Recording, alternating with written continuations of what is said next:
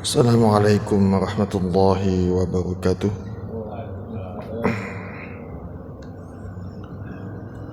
Alhamdulillahi nahmaduhu wa nasta'inuhu wa nastaghfiruh wa na'udzu billahi min shururi anfusina wa sayyiati a'malina. May yahdihillahu fala mudilla lahu wa may yudlilhu fala hadiya lahu. Asyhadu an la ilaha illallah wahdahu la syarika lahu wa asyhadu anna Muhammadan abduhu wa rasuluh. Allahumma salli ala Muhammad wa ala ali Muhammad. Ya ayyuhalladzina amanu taqullaha haqqa tuqatih wa la tamutunna illa wa antum muslimun.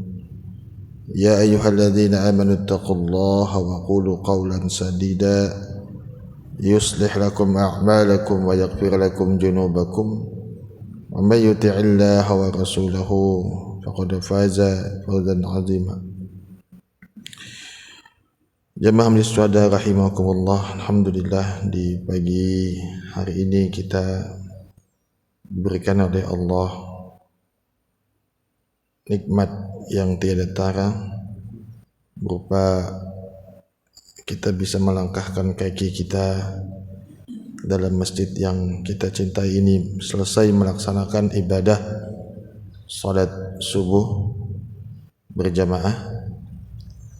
Dan ini adalah satu kenikmatan yang luar biasa yang Allah berikan kepada kita, untuk kita diberikan kekuatan oleh Allah Subhanahu wa taala melangkahkan diri kita, jiwa kita ke dalam masjid ini.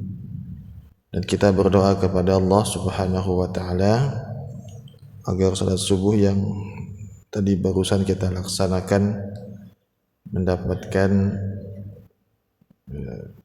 ganjaran dari Allah Subhanahu wa taala, dan semoga kita mendapatkan berkah dari Allah Subhanahu wa taala, kemudian dijauhkan dari sifat lalai, ya, daripada kelalaian kita terhadap sesuatu di muka bumi ini, khususnya dalam ibadah salat.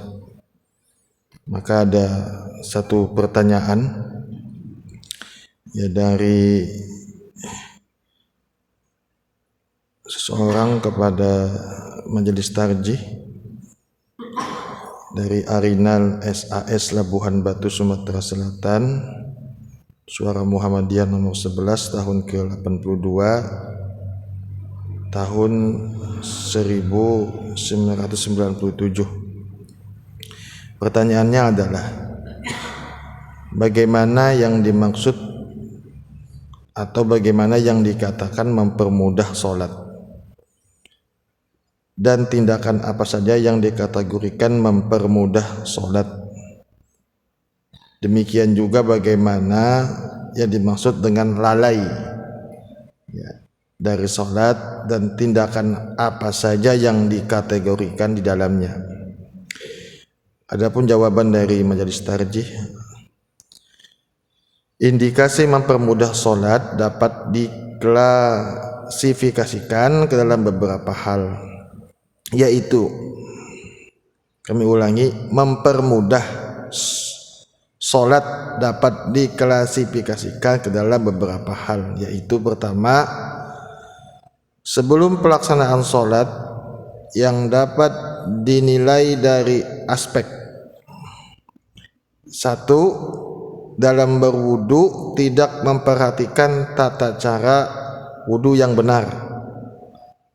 Yang kedua, tidak memperdulikan soal kebersihan tempat dan pakaian yang digunakan untuk sholat. Yang ketiga, menunda-nunda waktu sholat padahal mampu mengerjakan lebih awal.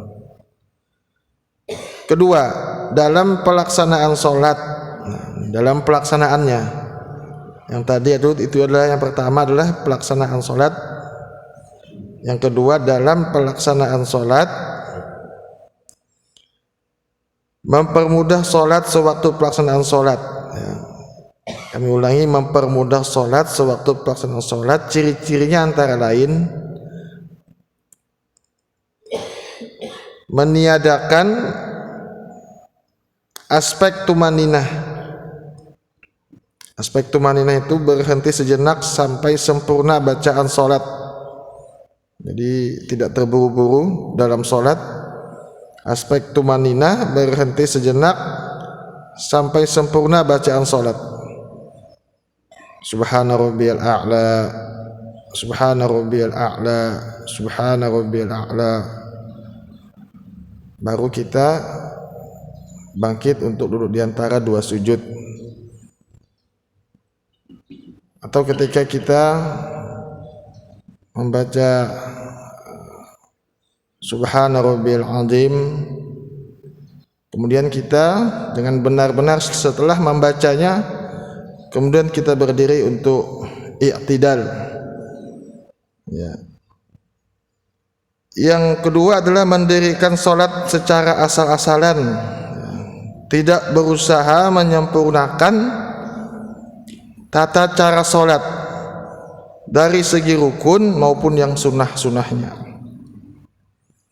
Yang ketiga, lupa bahwa salat seseorang muslim sedang berhadapan dan berdoa kepada Allah. Nah, ini bahwa lupa bahwa dengan salat seseorang muslim sedang berhadapan dengan dan berdoa kepada Allah. Adapun yang dimaksud dengan lalai, kemudian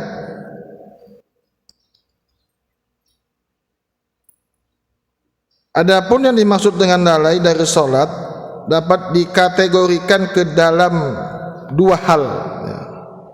Pertama, lalai pada waktu salat, yaitu tidak untuk mengingat Allah tetapi justru kepada yang lain, ya, seperti ingat menonton sepak bola, ingat teman dan lain-lain.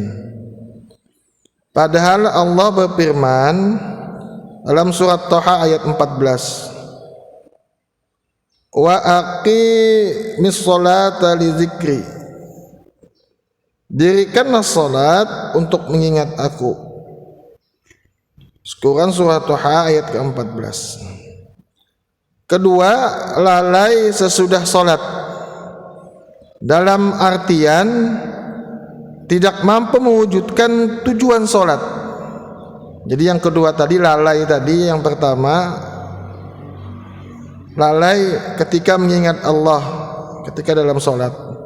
Kemudian yang kedua lalai sesudah salat dalam artian tidak mampu mewujudkan tujuan salat, yaitu mencegah perbuatan keji dan mungkar, sebagaimana dinyatakan dalam firman Allah surat Al-Ankabut ayat 45, inna sholata tanha anil fahsya'i wal munkar, sesungguhnya salat itu mencegah dari perbuatan keji dan mungkar.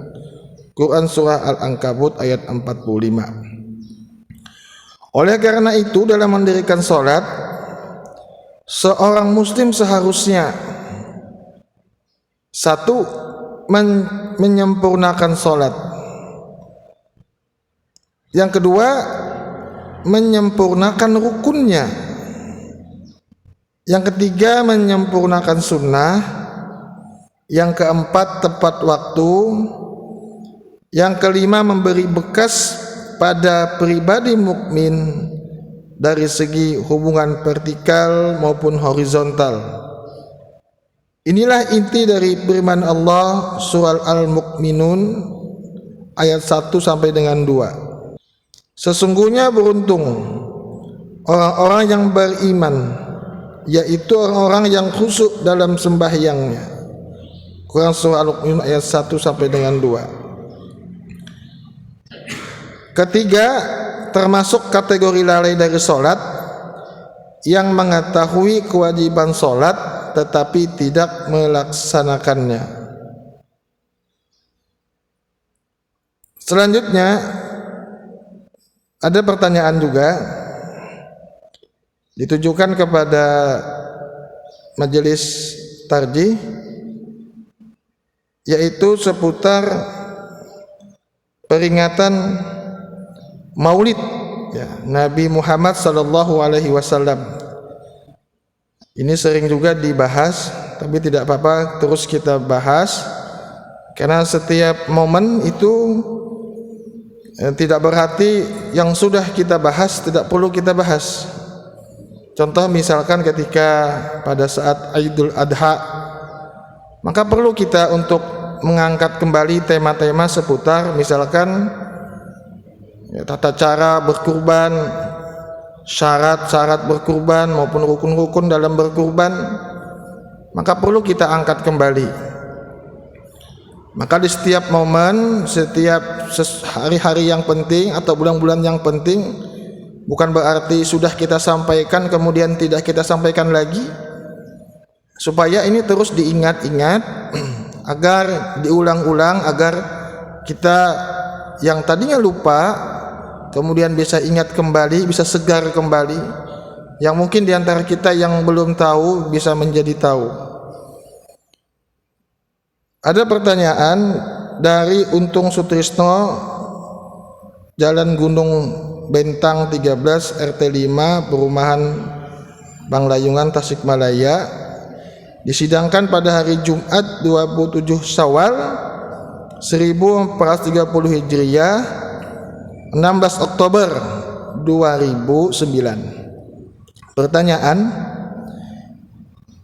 di kampung kami ada yang menyelenggarakan Maulid Nabi, tapi ada sebagian yang mengatakan tidak perlu diselenggarakan. Bagaimana menurut majelis tarjih mengenai hal ini? Jawaban, pada prinsipnya tim fatwa belum pernah menemukan dalil tentang perintah menyelenggarakan peringatan Maulid Nabi sallallahu alaihi wasallam. Sementara itu belum pernah pula menemukan dalil yang melarang penyelenggaraannya. Jadi tidak menemukan penyelenggaraannya, peringatannya, kemudian juga tidak menemukan dalil yang melarang menyelenggarakannya. Oleh sebab itu perkara ini termasuk dalam perkara ijtihadiyah, perkara yang berbeda-beda dalam memahaminya, dan tidak ada kewajiban sekaligus tidak ada larangan untuk melaksanakannya. Apabila di suatu masyarakat muslim memandang perlu menyelenggarakan peringatan Maulid Nabi sallallahu alaihi wasallam tersebut, yang perlu diperhatikan adalah agar jangan sampai melaksanakan perbuatan yang dilarang serta harus atas dasar kemaslahatan. Perbuatan yang dilarang di sini misalnya adalah perbuatan-perbuatan bid'ah dan mengandung unsur-unsur syirik serta memuja-muja Nabi Muhammad sallallahu alaihi wasallam secara berlebih-lebihan, seperti membaca wirid-wirid atau bacaan-bacaan sejenis yang tidak jelas sumber dan dalilnya. Nabi Muhammad sallallahu alaihi wasallam sendiri telah menyatakan dalam sebuah hadis, diriwayatkan dari Umar radhiyallahu an, ia berkata, aku mendengar Nabi SAW bersabda, janganlah kamu memberi penghormatan, memuji atau memuliakan kepada saya secara berlebihan, sebagaimana orang Nasrani yang telah memberi penghormatan, memuji, memuliakan kepada Isa putra Maryam. Saya hanya seorang hamba Allah, maka katakan saja hamba Allah dan Rasulnya. Hadis riwayat Bukhari dan Muslim. Adapun yang dimaksud dengan kemaslahatan di sini adalah peringatan Maulid Nabi Muhammad sallallahu alaihi wasallam yang dipandang perlu diselenggarakan tersebut harus mengandung manfaat untuk kepentingan dakwah Islam, meningkatkan iman dan takwa, serta mencintai dan meneladani sifat, perilaku, kepemimpinan dan perjuangan Nabi Muhammad sallallahu alaihi wasallam. Hal ini dapat dilakukan misalnya dengan cara menyelenggarakan pengajian atau acara lain yang sejenisnya yang mengandung materi-materi kisah keteladanan Nabi sallallahu alaihi wasallam. Allah Subhanahu wa taala telah menegaskan dalam Al-Qur'an bahwa Rasulullah SAW adalah sebaik-baik suri teladan bagi umat manusia. Allah berfirman, laqad kana lakum fi rasulillahi uswatun hasanah liman kana yarjullaha wal yawmal akhir wa dzakarallaha katsira. Sesungguhnya telah ada pada diri Rasulullah SAW suri teladan yang baik bagimu, yaitu bagi orang-orang yang mengharap rahmat dan kedatangan hari kiamat, dan dia hanya menyebut Allah. Quran surah Al-Ahzab surah ke-33 ayat ke-21. Wallahu a'lam bissawab. Demikian dua pertanyaan yang kami sampaikan kepada jamaah agar kiranya kita sama-sama bisa memahami dan mengamalkan apa-apa yang diperintahkan oleh Allah dan Rasulnya. Kita tutup dengan doa kafaratul majlis. Subhanakallahumma wa bihamdika asyhadu an la ilaha illa anta astaghfiruka wa atubu ilaik. Alhamdulillahirabbil alamin. Assalamualaikum warahmatullahi wabarakatuh.